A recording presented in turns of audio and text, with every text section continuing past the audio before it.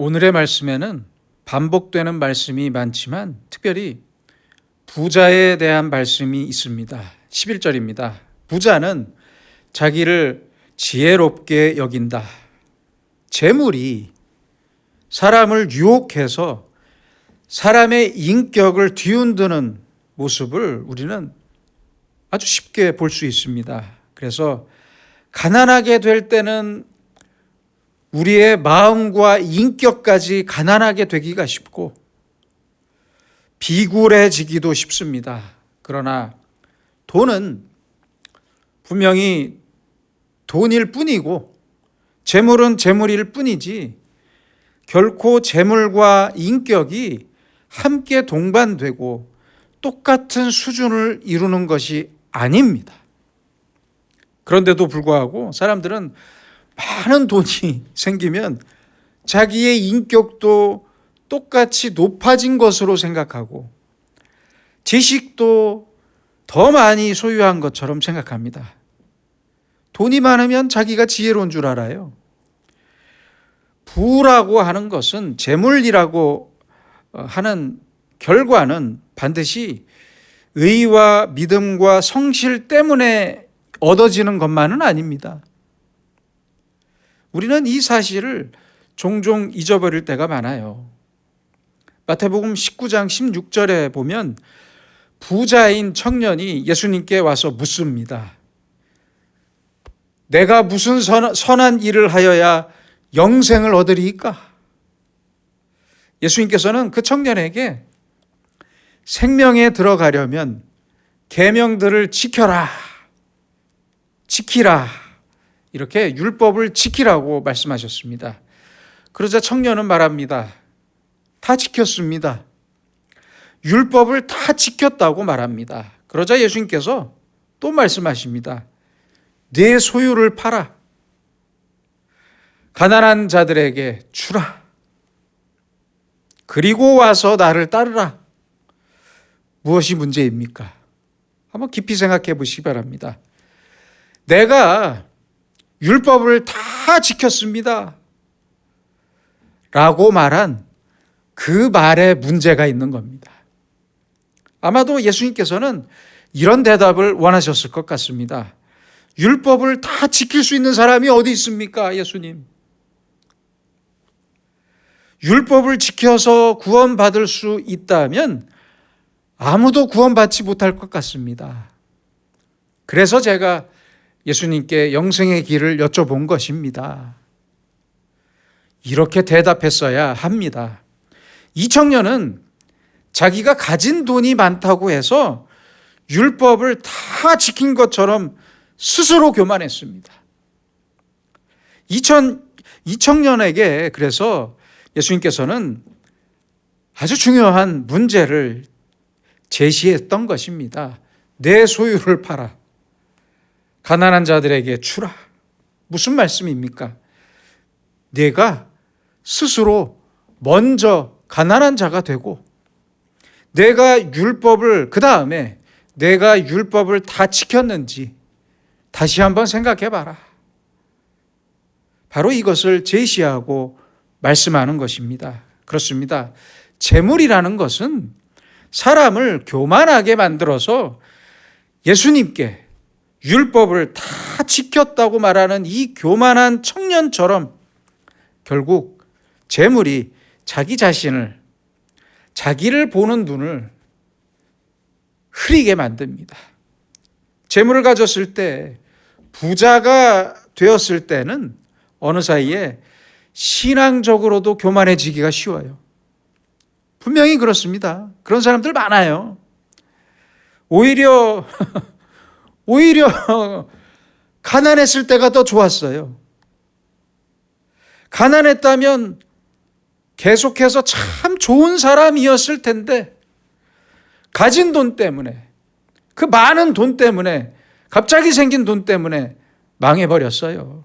망가져버렸어요. 그 인격이 망했어요. 이런 사람들 참 많습니다. 이렇게 많은 돈이 사람을 스스로 교만하게 만듭니다. 예수님께 대답했던 그 부자 청년처럼 말입니다. 그래서 오늘 잠언은 말씀합니다. 부자는 자기를 지혜롭게 여긴다. 지혜롭거나 어리석은 것은 부하고 가난한 것과 전혀 다른 문제입니다. 상관이 없어요. 생각해 보세요. 가난해도 지혜로운 사람이 있잖아요. 부자라도 아무리 돈이 많아도 어리석은 사람들 많습니다. 그런데 재물이 많아지면 교만도 함께 높아져서 자기가 다 아는 것처럼 지혜로운 사람인 것처럼 생각하는 어리석음에 빠지게 된다는 말씀입니다. 부자는 자기를 지혜롭게 여기나 가난해도 명철한 자는 자기를 살펴 아느니라. 비록 가난해도 자기를 살펴서 나는 부족한 사람이라는 것을 늘 생각하며 살 수 있어야 한다는 말씀입니다. 그래서 부자로 교만하게 사는 것보다 조금 덜 가져도 좀 가난해도 지혜로운 사람으로 살아야 한다는 말씀입니다. 그런데 12절에 보니까요. 12절에 보니까 의인이 득이하면 큰 영화가 있고 악인이 일어나면 사람이 숨느니라 라고 말씀합니다. 득의하면 이라는 말을 바꿔서 부자가 되면 이라고 생각해 봅시다. 의인이 부자가 되면 큰 영화가 있다. 참 옳은 말씀입니다. 의인이 부자가 되는 사회가 좋은 사회입니다. 사실은 살만한 사회예요.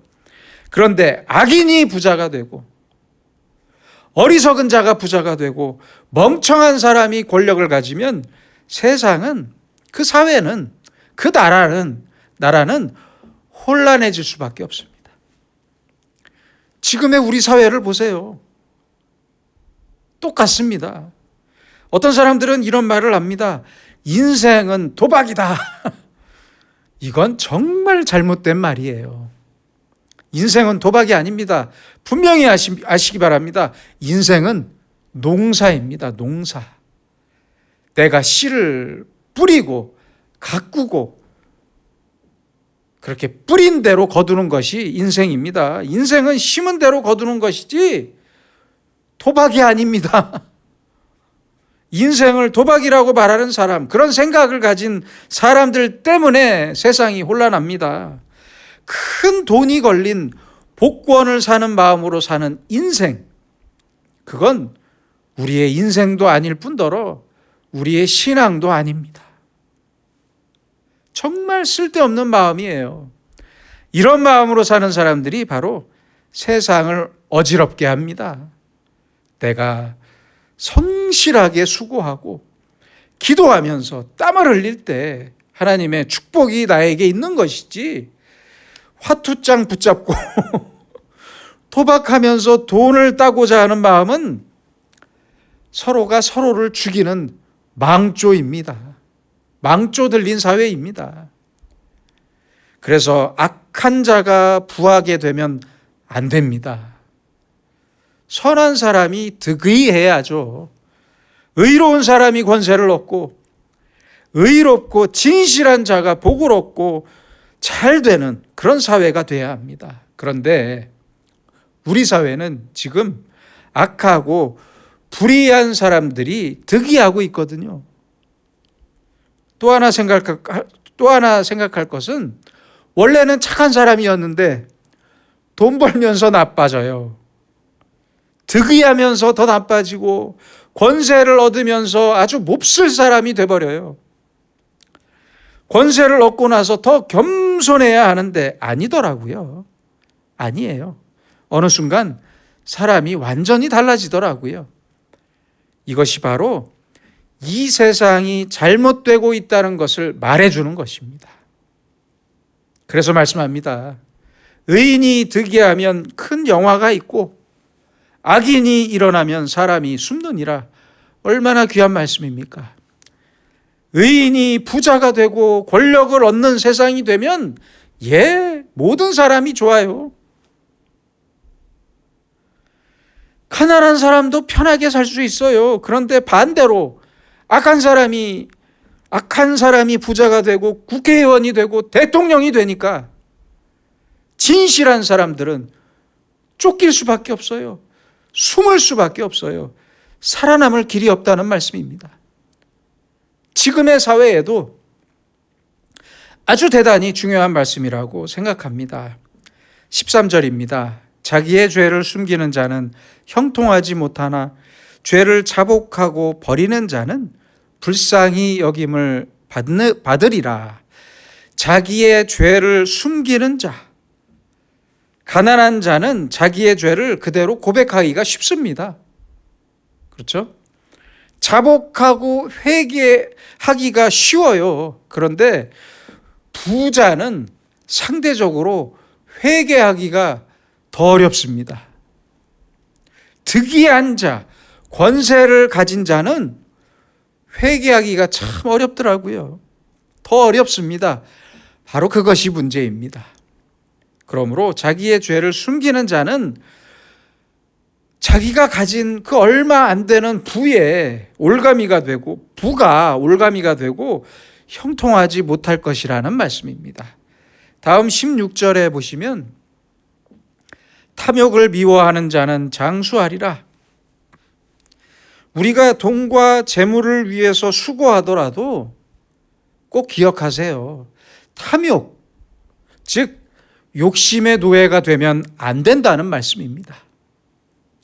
부자가 되고 싶은 마음 때문에 아무것도 보지 못하는 그런 사람이 되면 안 된다는 말씀이에요. 어떤 남자가 길을 가다가 요술 램프를 주워서 램프를 문질렀습니다. 그러자 누가 나와요? 요정이 나왔겠죠. 요정이 나와서 딱 하나의 소원만 들어주겠다고 말했습니다. 남자는 돈도 갖고 싶었고 예쁜 여자와 결혼도 하고 싶었어요. 그래서 한 문장으로 어떻게 말할까 고민하다가 꾀를 내서 이 세 가지를 모두 얻으려고 한 번에 말했습니다. 돈, 여자, 결혼. 어떻게 된 줄 아십니까? 정신이 돈, 여자와 결혼했답니다. 자, 생각해 보세요. 모두 얻으려다가 큰 낭패를 당하고 말았습니다. 사람들을 보면 없으면 없는 대로 사는데 돈이 생기기 시작하면 점점 더 욕심이 생깁니다. 그렇죠? 그러다가 어느 사이에 자기 욕심의 노예가 돼요. 탐욕의 노예가 됩니다. 이렇게 탐욕의 노예가 되면 의를 알 수가 없습니다. 어떻게 알겠습니까? 또 하나는 불의도 몰라요. 의도 모르고 불의도 몰라요. 결국에는 믿음도 버리게 됩니다. 제가 예전에 겪었던 일인데요. 실화입니다. 교회에 잘 나오시던 집사님이 어느 날부터 안 나오세요.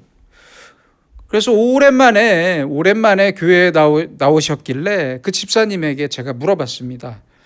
아니 집사님, 요새 왜 교회에 안 나오셨습니까? 그랬더니 목사님, 요새 사업이 너무 잘 돼서 많이 바빴어요. 그런데 그다음부터는 아예 교회를 안 나오시더라고요. 그래서 어렵게 전화해서 물어봤더니 뭐라고 하는 줄 아십니까? 목사님, 사업이 망했어요. 실화입니다. 이제는 망해서 못 나가겠대요. 여러분, 탐욕의 노예가 되면 자기의 인격도 잃어버리게 되고 자기의 양심도 버리고 결국에는 신앙도 버리게 됩니다. 그러므로 깊이 생각해야 합니다. 우리는 그래서 탐욕을 미워해야 합니다. 탐욕은 우리 속에서 내 욕심을 먹고 자라는 악입니다. 그러므로 우리는 그 어떤 일로도 탐심의 노예가 되지 않도록 늘 스스로 다짐하며 살아야 합니다. 18절입니다. 성실하게 행하는 자는 구원을 받을 것이나 굽은 길로 행하는 자는 곧 넘어지리라. 그래서 우리는 부하고 가난하다는 것에 너무 신경 쓰지 말아야 하고요. 항상 성실을 우선해야 합니다. 성실해야 해요. 조금 가난하더라도 좀 가난하면 어때요? 좀 손해를 보면 어때요? 조금 손해를 보더라도 성실해야 합니다. 그래야만 내 사업도, 내 믿음도, 내 인생도 튼튼해지고 모든 일에서 하나님께서 그를 도우실 것이라는 말씀입니다. 끝으로 20절입니다. 충성된 자는 복이 많아도 속히 부하고자 하는 자는 형벌을 면치 못하리라. 중요한 말씀입니다. 속히 부하고자 하는 자, 빨리 부자가 되고자 하는 사람들, 이 사람들이 문제입니다. 부도 재물도 모두 하나님이 주시는 것입니다. 내가 얻는 게 아니에요. 착각하지 마세요. 그래서 그리스도인은 먼저 하나님 앞에 성실해야만 하나님으로부터 부가 주어지는 것입니다. 잘못된 방법, 거짓된 방법으로 또는 사기치는 마음으로 빨리 부자가 되고자 하는 마음은 정말 잘못된 마음입니다. 버리셔야 해요. 도박하는 마음으로 부를 얻고자 하는 것은, 부를 얻고자 하는 마음이 얼마나 잘못된 마음입니까? 우리는 그래서 언제나 먼저 하나님 앞에 성실해야 합니다. 돈 버는 게 나쁜 일이 아니에요. 돈 버는 일 자체가 나쁘다는 게 아니에요. 열심히 벌어야죠. 그러나 꼭 기억하세요. 돈이 먼저가 아닙니다. 먼저 성실하기 위해 기도해야 합니다. 돈만 달라고 기도하면 안 됩니다. 나의 성실을 위해 기도해야 합니다. 유명한 웨슬리의 말이 있습니다. 요한 웨슬리의 말인데요. 열심히 벌어라. 열심히 벌어라. 그리고 부지런히 써라. 열심히 벌어요. 하지만 성실하게 일해야 합니다. 성실 위에 부가 쌓여야지. 성실을 잃어버리고 그냥 급하게 벌려고 하는 마음은 절대 좋은 마음이 아닙니다.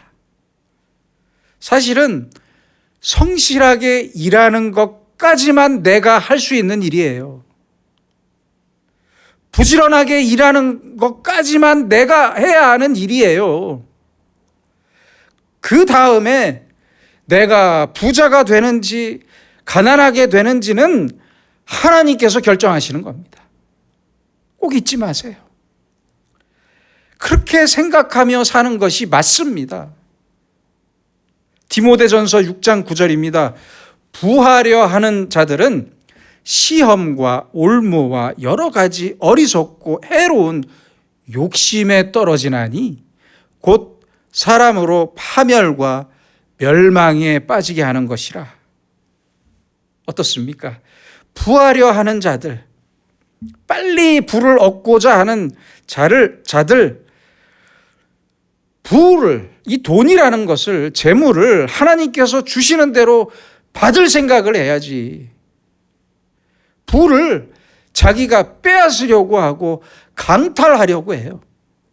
마음이 급해서 그래요. 억지로 부자가 되려고 해요. 욕심이 많아서 그래요. 무리하게 빨리 부자가 되려고 해요.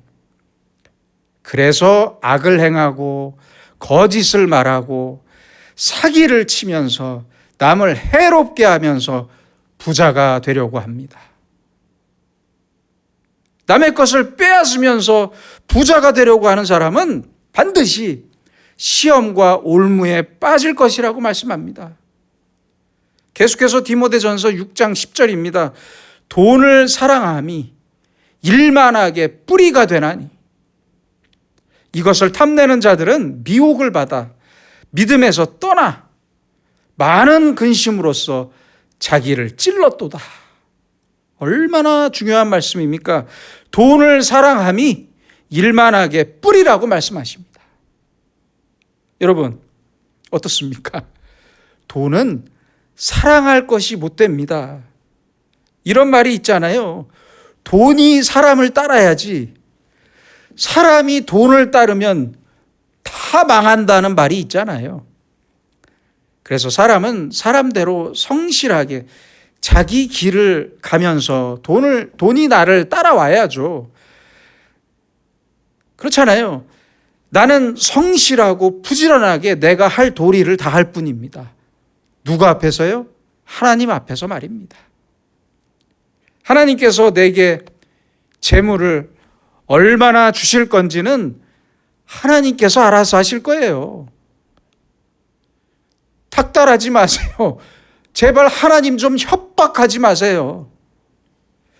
얼마를 주시든지 나에게는 불만이 없어야 합니다. 투덜대지 마세요. 바로 이것이 그리스도인의 믿음의 생활이고 그리스도인의 생활입니다. 그런데 그리스도인들 중에도 돈이 목적인 사람들이 많아요. 억지로 부자가 되려고 해요.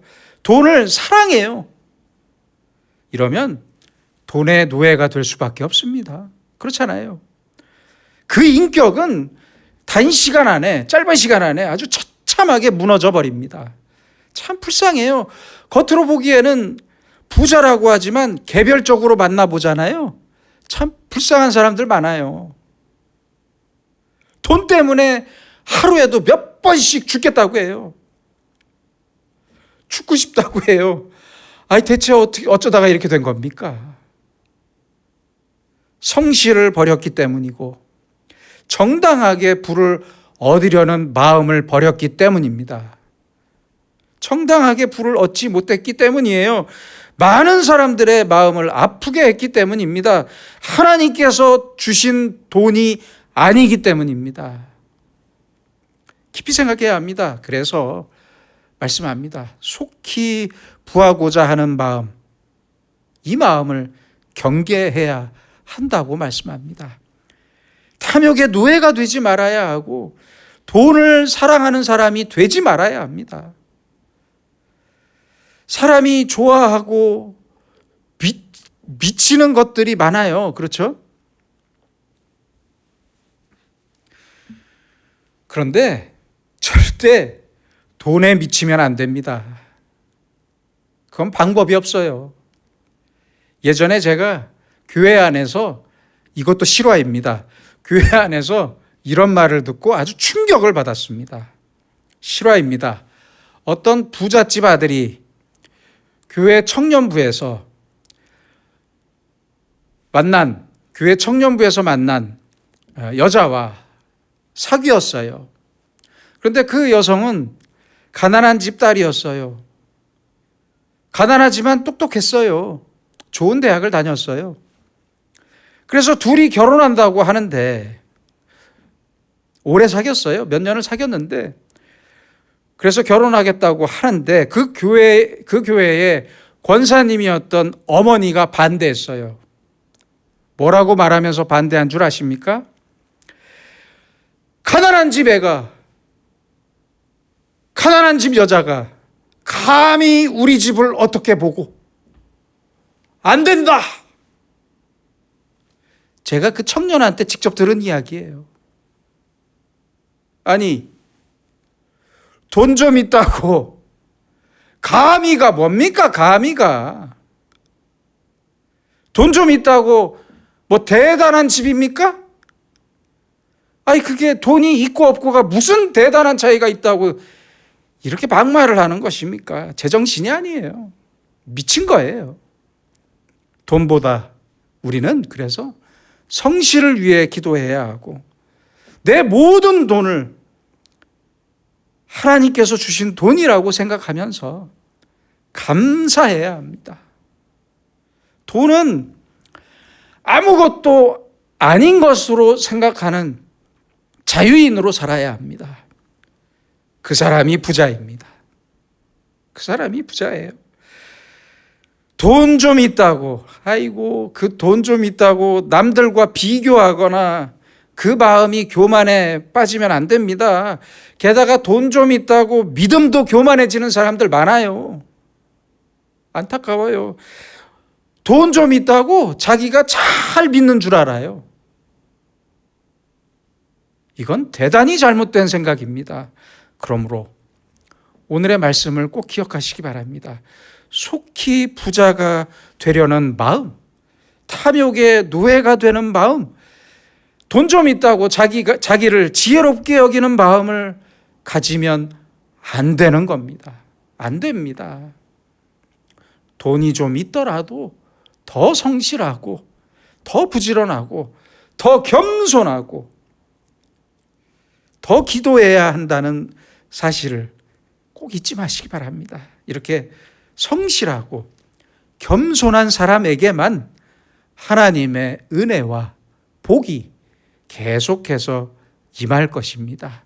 기도하겠습니다. 거룩하신 아버지 하나님, 지금의 우리는 돈을 최고의 가치로 여기는 자본주의 사회를 살고 있습니다. 그래서 세상의 가치 기준을 따라 더 많은 돈을 더 빨리 얻고 싶어 하는 급한 마음을 위해 우리도 왜곡된 믿음으로 살 때가 많음을 고백하오니 우리를 불쌍히 여겨 주시옵소서.